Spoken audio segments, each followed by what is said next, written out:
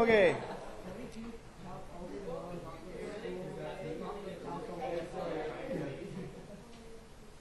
I don't know if my brain would hurt after a while. Okay, extreme values of functions, absolute or global extreme values. So if we looked at a curve here, and it's really hard to make one have an absolute max and an absolute, well, we guess we could.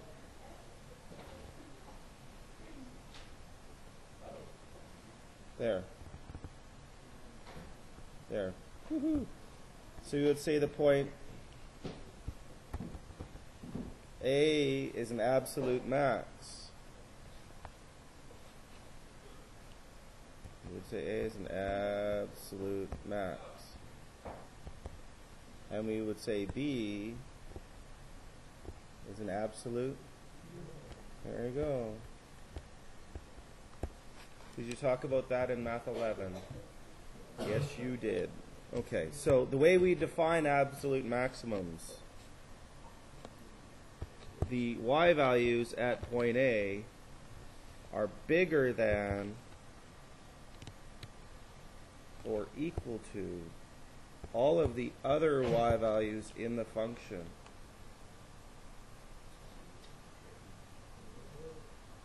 The y value at f of a is bigger than or equal to all of the y values of the function for all x's in the domain. Let me call this a global max.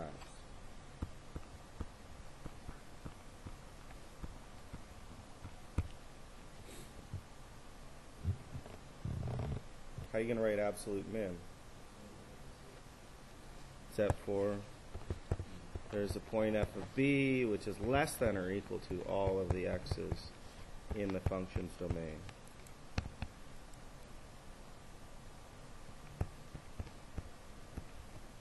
We call that a global min or an absolute min, same thing.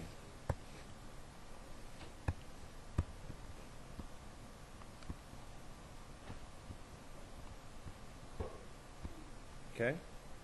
So absolute max, it's got the biggest y value out of all of them, everywhere. Absolute min, smallest y value out of all of them, everywhere. Okay, so exploring extreme values. Extrema. It's not eczema, it's extrema. Awful, yeah. I know. Okay. So we're going to graph cos x between negative pi over 2 and pi over 2. Square brackets mean including those points. So cos x looks like this.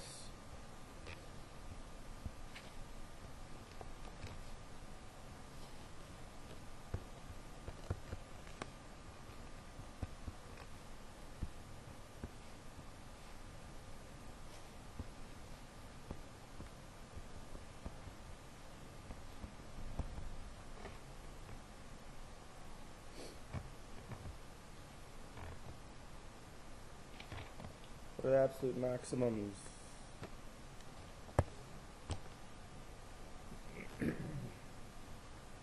Absolute max of y equals 1. Absolute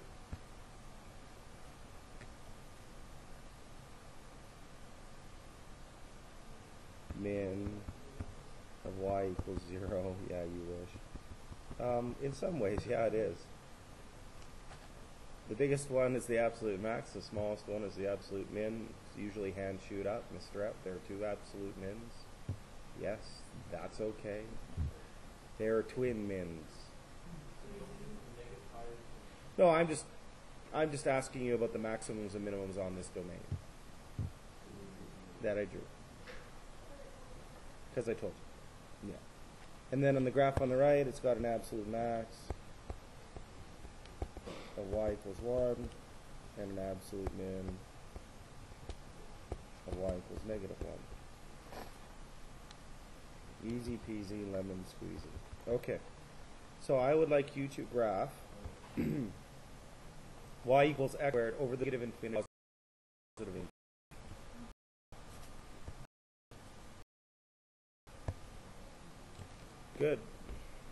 looks like this, right? What's the absolute extrema? Is there an absolute max? No, there is not. So we write it like that. A 0 with a big line through it. The short way is just saying none. For those people who want to write the word out none, you can write out the word none. So you could write it like a big 0 with a line through it. You saw that on your last test. You could write it like 2 open curly brackets with nothing in them. That's kind of exciting too. And or you could just get all old school and just write none. Absolute min. Y equals 0. Okay, now to graph it over the domain 0 to 2, including 0 and 2. So it's going to look like, stop moving, 0, 2, absolute max, y equals 4, good, absolute min, y equals 0, yeah. How are we getting 4? It's a bit of a stupid question, but where's that coming from? 2 squared, yeah. 0 to 2, uh-oh, Mr. App.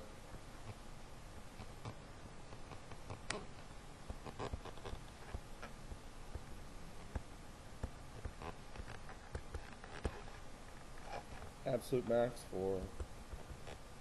Absolute min. Yeah, but you have to give me a specific point.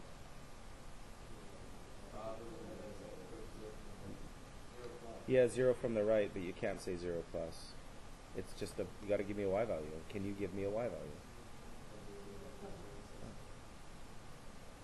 It does not exist isn't quite. Just none is a better answer. Because no matter what number you give me, I can give you a number just smaller than that. Right? So absolute min, none. Okay, what about 0 to 2 with open circles? None for both.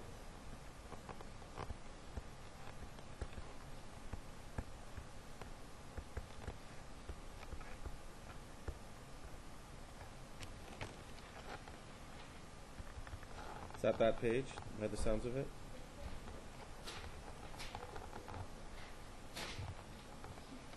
Jeez.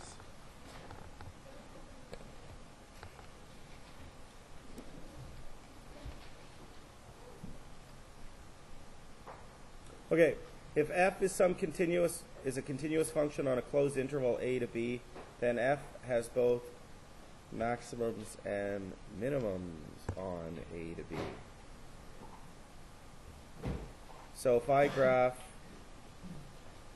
no matter how you graph a function,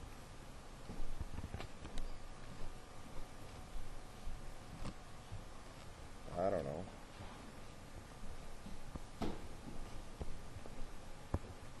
Join a to b with a continuous function.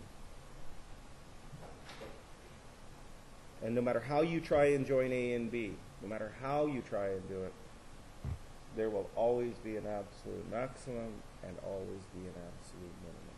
So I would throw that out there as a challenge to you to try and draw a function right now that is continuous, that doesn't have an absolute maximum or minimum.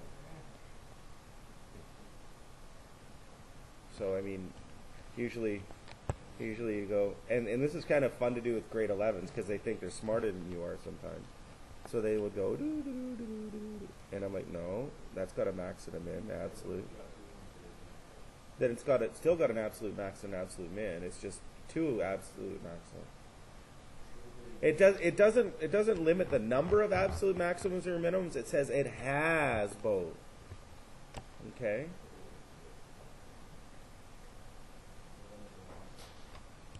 What do you mean impossible? It is impossible to draw a function that doesn't have this property. Yeah. Yeah, that is continuous. It has to be continuous. Okay.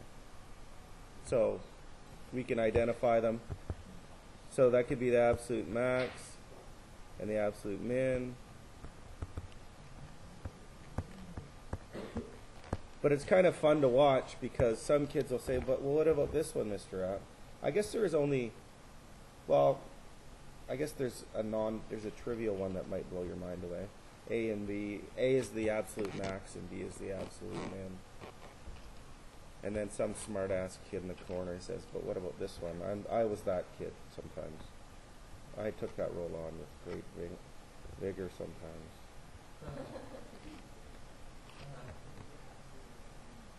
And there's an infinite number of them.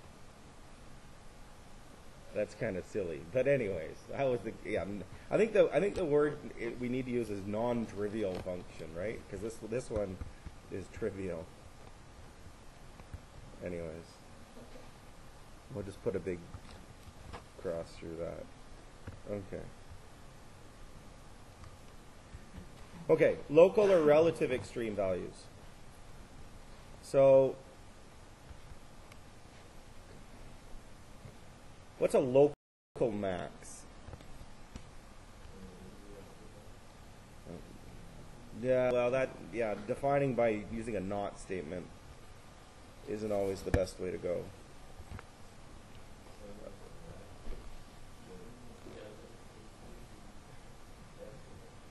Like, for example, this graph has a local max, an absolute max, a local min, and an absolute min. Yeah.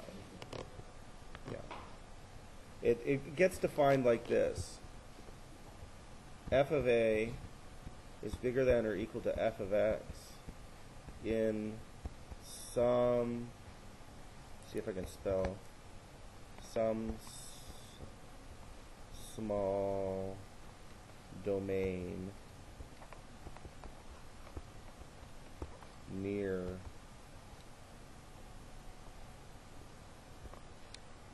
x equals a.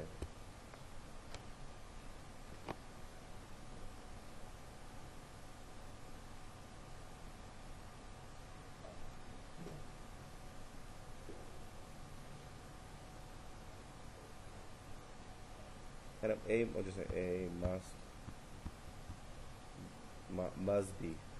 must be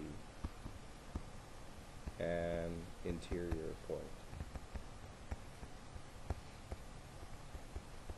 You guys know what I mean by interior? Inside. Okay, do you guys like the word some small domain? Not really? It just means some small interval around. Actually, in mathematics, some small domain usually gets called, could you be mine? Would you be not mine? Won't you be my neighbor? It's called a neighborhood.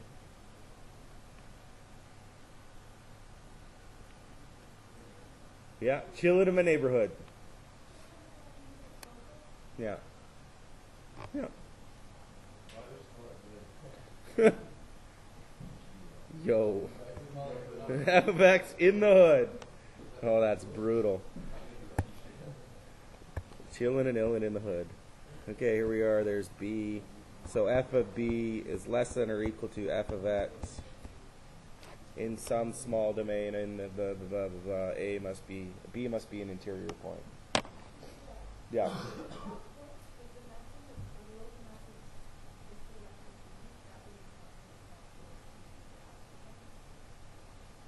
You mean that you want to call this one a local max?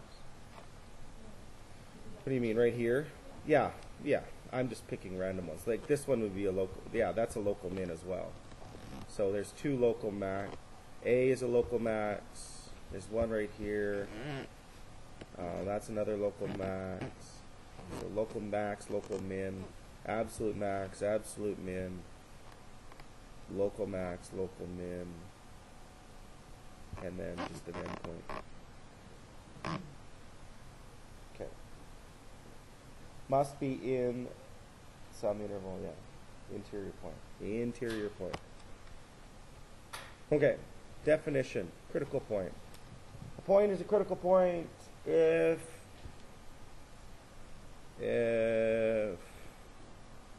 how technical do you want the definition? If there exists some point C, if there exists some point point C such that f prime of C equals 0. I know, isn't it cool? Or f prime of C does not exist. Okay, it's gonna be story time again. We're gonna play Follow the Bouncing Eraser. If there exists some point C such that f prime of C equals 0, or f prime of C does not exist. Critical points are typically will become absolute, could be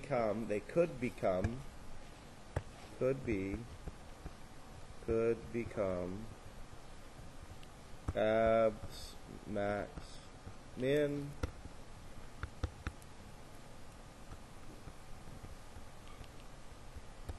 or do you like relative or local? Or local max or min.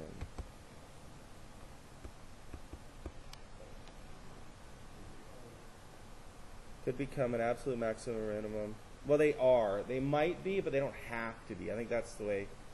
If we're gonna go on a local max min search or an absolute max min search, what we need to do is find those points C that make the derivative either equal 0 or make the derivative does not exist, which means I've divided by 0.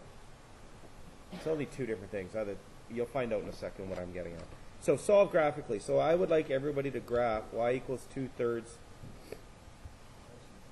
x to the 2/3 on their graphing calculator and take a look at what is, find the absolute maximums and minimums on the domain. So I'm kind of giving you a window setting here too, hey? -2, 3,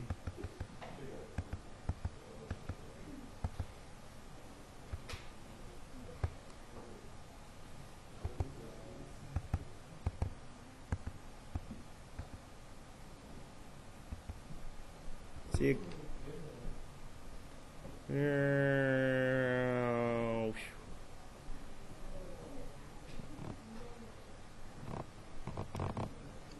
Not a great window. We'll make the y mins and maxes better.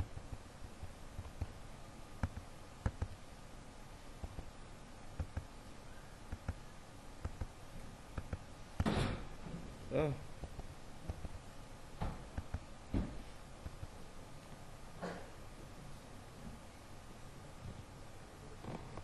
So, this graph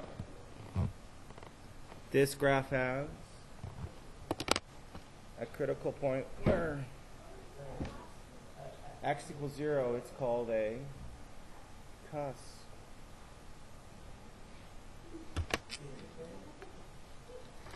Because the derivative does not exist there. Good. So we're going to draw that on our page. So solve graphically. I would need to see some sort of picture like this and like that. Really, okay, I did the over extreme drawing, but you get the idea. So we know that x equals 0 is an absolute max. And we know our y value there, or sorry, absolute min, because I'm an idiot. Like, that's a max. And then over here, this is y equals, what's our domain of our graph? 3? Or x equals 3? This could have been, but it's not, because it's not quite high enough, right? That one over here is just garbage. So how are we going to find our y coordinate here? You could hit the trace button, trace, and then 3, and then enter, 2.08. Or 3 to the power of 2/3 power, which would be the cube root of 27. Isn't it? Oh, cube root of 9, yeah, right. And this one over here is an absolute max. Absolute max. So we got an absolute max and we got an absolute min. How did I know y was 0 there? Because x is 0. Trace 0. Enter. You could also go second trace min, right? Use the calculator. Okay, confirm analytically. What do you need calculus? Confirm analytically. Take the derivative, please. F of x equals x to the 2/3.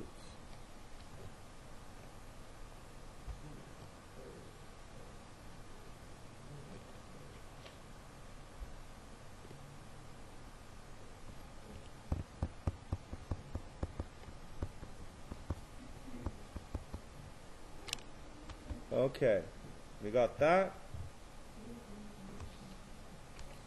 Change it back into something that you would like to work with a little bit better.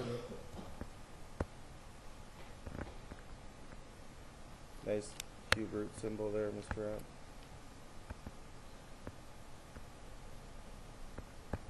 Now there are two types. There are two types of there's only one type of critical point. Well, there's two types of critical points. Sorry. The first type are the ones that f prime of x equals 0, or f prime of c equals 0. Oh, c, silly. So what I'm really talking about here is when you're working with fractions, what values of x make the top equal 0? What values make the top equal 0? And then there's another kind of critical point. What values of x or c make the bottom? What values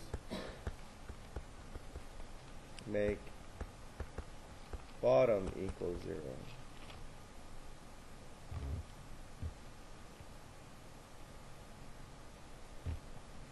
What values x make the bottom equal 0?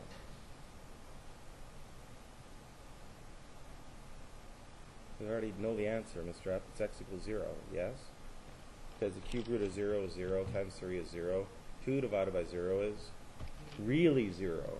Still 0. Negative 0? No? Do we agree that it's really 0? Therefore, x equals 0 is a critical point.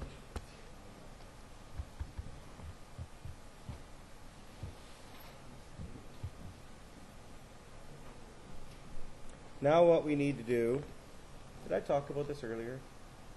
What we need to do now is, all we need to do is say, okay, our domain is,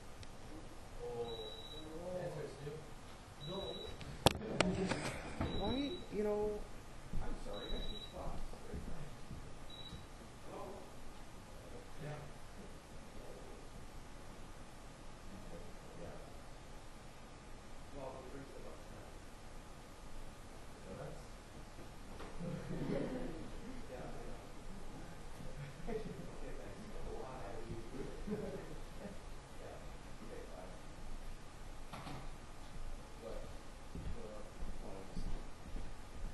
Isn't school wonderful? School would run much better if Mr. App was in charge and everybody just did what he told. Everybody did what he told them to do. Oh, that's a little bit. That's a little bit different. I didn't suggest that. Maybe a little bit of a dictatorship. Not a big one. Okay, when x is -2, you can get y value. When x is 3, you can get a y value. And when x equals 0, you can get a y value. Okay, type all three of those numbers into your calculator, into the original function. So, -2 to the 2/3 power, 3 to the 2/3 power, and 0 to the 2/3 power. We already know this one. It's 2.08. We already know this one is 0, and we know we haven't done that one yet. What? 1.59. Okay, so we're going to pretend that we don't have this picture above us. All we've got on our page are those three things from that. Which one's the biggest y value? That's got to be your absolute max. What's the smallest y value? 0. And 1.59 is the, no wait, I'm not going to use that line anymore. The one that doesn't matter. Exactly. So there's only three places you check. The endpoints of your domain and critical points. No, on all graphs. On all graphs. You're gonna check the endpoints of your domain and you're gonna check your critical points, because that's where maximums and minimums occur. Either at endpoints or at critical points. So it's a shopping list, right? All I'm doing is saying, okay, these are my endpoints. This is my critical point. Find the y values for those. The big one is the max, the small one is the min, and the one in the middle doesn't matter. Aww. Okay? It's like me, the one in the middle, we don't matter. Okay. Abs, min, abs, max. And then someone from, you'll have to look up in a previous year to see what I mean by that notation. No, it's not. It's even worse than that. It's really bad. It's quite mean. Okay. Oh yeah. Okay. RHSC. Shh. Okay, what's going on here? Because it knew I put something not very nice on the page. Okay.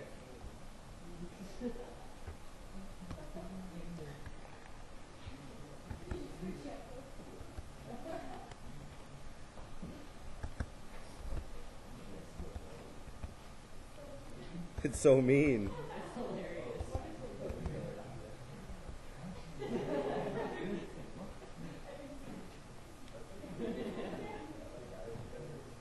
Okay, so we graph y equals the square root of 4 minus x squared. This is a pretty good domain, actually. Yeah, it's not very nice, is it? Yeah. So the graph, this graph looks like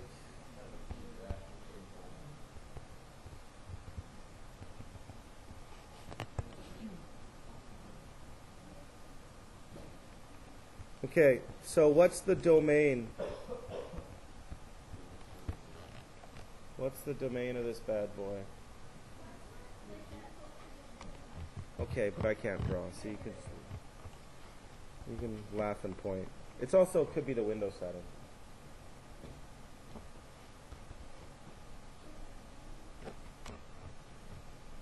What's the domain?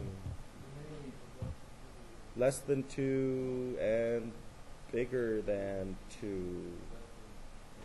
Negative 2, yeah. Sorry, x is in the interval. Negative 2 to positive 2. No square brackets. So there are no endpoints on this domain. So there can only be an interior point. Let's drop the second trace. Second trace. Second trace. Minimum.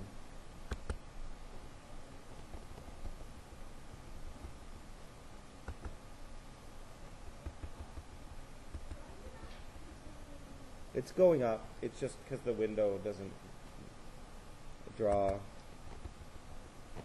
Because the calculator doesn't deal with very steep edges very well. So you could say 0, 0.5. Absolute min at 0, 0.5. Confirm analytically. So f of x equals 4 minus x squared to the negative a half. Okay, what's the derivative of that?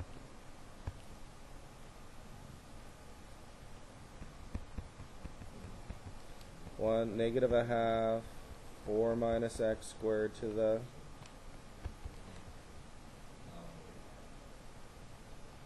negative a half minus 1 is negative 3 halves.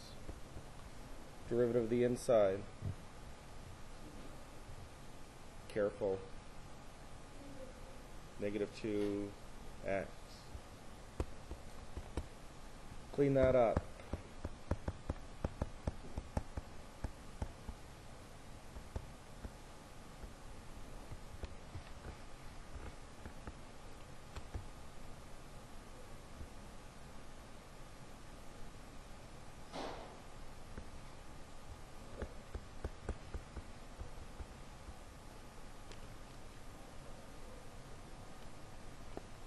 Yeah? Yeah, no, that's right. Okay, what do you do with the negative and the 2's? Yeah, they just become a positive x.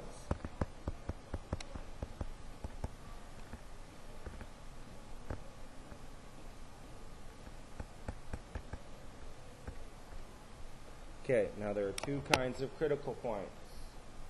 Ones that make the top equal 0, and ones that make the bottom equal 0. That's a 2. No coffee yet this morning. Okay, what value of x makes the top equal 0? Close. 0. What values of x make the bottom equal 0? Or? Okay. Now we've got our shopping list. So you make a quick little table over here. We'll ignore that the graph even exists. What graph? I don't see it. X equals 0, x equals negative 2, x equals positive 2, and we're going to get y values for those. Where do we plug those in to get the answer? Into the original function, the one before we took the derivative of it. So, 4 minus 0 squared. 4 square rooted. 2 reciprocated. 1/2.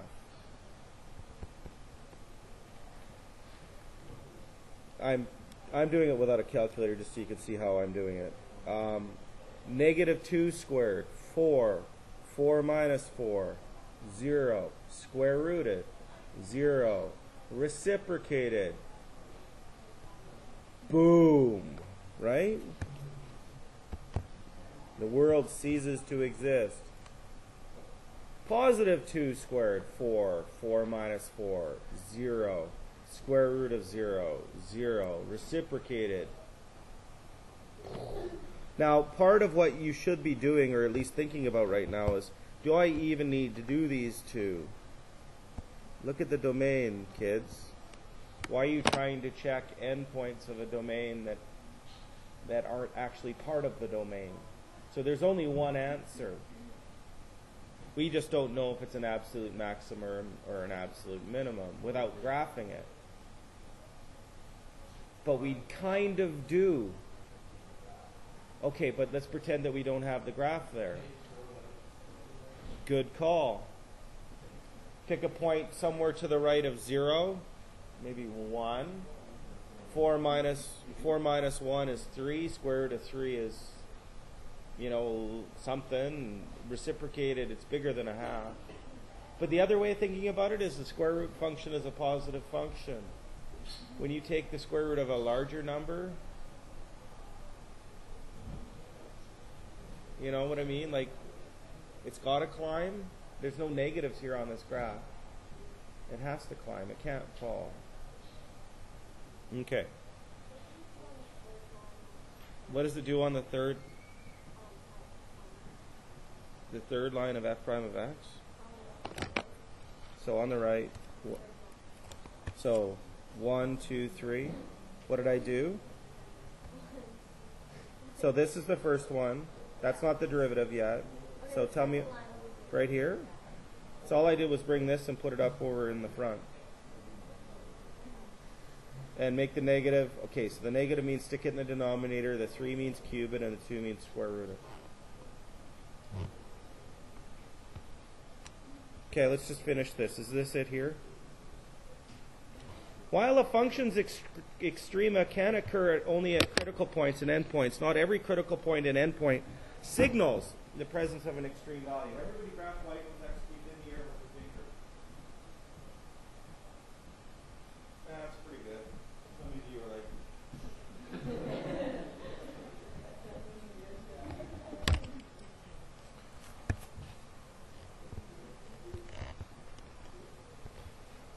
There's a critical point right here at x equals 0. X equals 0 is a critical point. How do I know that? Well, if I take the derivative, I get 3x squared. And if I make the function equal 0, and I solve for x, I get x squared equals 0, x equals plus or minus 0. You got to remember what critical points are actually telling you. They're telling you where the slope is 0. So on the y equals x cubed graph, it's climbing and it goes flat for a millisecond, then it starts to climb again. That's all the critical point can tell you is it's going flat for a millisecond. Okay? Which happens to be where most maximums and minimums are. Okay? Y equals x, 1 third of x. It looks like this. If you take its derivative, you get y prime equals 1/3 x to the negative 2/3. And if you write it the way that I would like you to write it, you're going to go 1/3 times the cube root of x squared. Now, instead of saying the top equals 0 here, this is the kind of critical point where the bottom equals 0. F prime of x does not exist when x equals 0.